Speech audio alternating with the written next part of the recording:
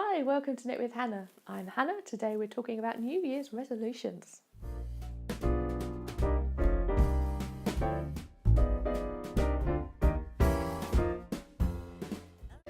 Hi, welcome to Knit with Hannah. I'm Hannah. Welcome to Knit and Natter Vlogmas. We're here to talk about knitting and a short video every day for the first 24 days of December. So if you want to keep watching all of these videos, do subscribe, hit the button, hit the little bell, and it will mean that you're here to watch every single video and notified of every video too. Right, so today we're talking New Year's resolutions, and this is a really interesting topic because New Year's resolutions start on the 1st of January, don't they? Yeah, I suppose so. Well, actually, there are studies out there that say you need to start knitting. You need to start your New Year's resolution before January the 1st. You need to completely disregard New Year's resolutions and just start. But if you want to think about January the 1st as when you start, you need to set yourself up to win by learning about what you're going to start in January before January. Let's say, for example, I wanted to start running. I'm not going to go along January the 1st and say, okay, well, I want to start running, so today I'll run a marathon. It's fine. Well, no, because January the 1st needs to be when you already have your shoes. You already know what clothes you're going to run in. You already know whether you need to eat before or after you start running. And you're going to have practice a little bit so that you understand that in December. That makes life a lot easier, so that when you start on January the 1st, you don't completely come against the wall and go, oh, I can't do this, it's too exhausting. Because you've already practiced, you've already known what you need to do, you've already picked up the little steps along the way. And January the 1st, yes, you can say, I already know how to run, I'm going to get up at 5 o'clock every morning and start knitting. And start running. That will make it easier for you because you've already put some of the habits in place. It's just one more habit that you start on January the 1st. So let's think about that with knitting. Let's get everything in place so that you watch videos about yarn.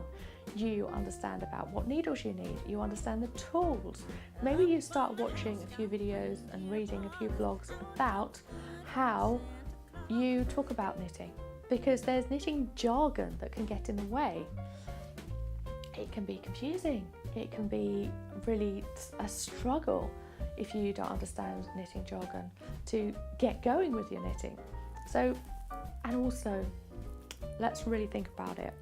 If you start something out, like I said with running, you don't want to start with a marathon.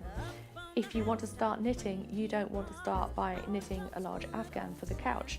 Neither do you want to start knitting a very large jumper for your husband. You want to start knitting small items first. That's what I do with all my courses, because it means that you've got an achievement factor. For example, in my Novice Knitter Courses, you start knitting a soft toy scarf, which could also be shorter and be a cuff, or it can be a little necklace, for example. You then start knitting a smartphone case. That's a tiny little thing. It might take you a week if you're knitting it out in 15-minute increments every day, but you're going to get there. The short videos help you get there in stages. And then we'll knit a baby beanie, because everybody knows that there's a baby around who needs a hat at this time of year. But it lets you understand that you can start shaping your knitting as well. And then the other Novice Knitter course, the second one, teaches you how to shape lots of other ways, so that we knit 4 different hats in 4 different classic shapes. But you need to start with small items. All of my other courses start with small items. My cable course starts with a mug cozy.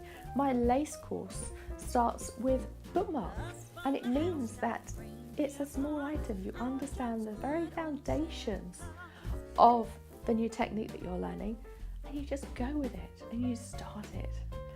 And it means you've got the achievement factor, you've understood it, and if you make a mistake, if something goes completely disastrously wrong, it doesn't matter, you haven't used that much yarn. You can say, unravel maybe half of it and start over from there, or just completely disregard it and start again. This is what we need in a New Year's resolution. We need small steps, and we need to do it and think about it before the new year. So If you want to come over and join me for Novice Knitter, I put the link in the description below, and I will be doing a live round in January. So if you want it for a Christmas present and you're just going to get to grips with what you need, the materials you want, I'm going to be getting going with a live round of Novice Knitter in January. I will be there to do Q&A, and I'll be on Facebook answering all sorts of questions during the week as well. Okay, so I do hope I'll see you again for Vlogmas tomorrow, and I hope I'll see you inside the Novice Knitter course as well, and share it out to your friends if you're already a knitter. It may be a great way for them to start knitting too. I'll see you again tomorrow. Bye for now, happy knitting and happy Vlogmas.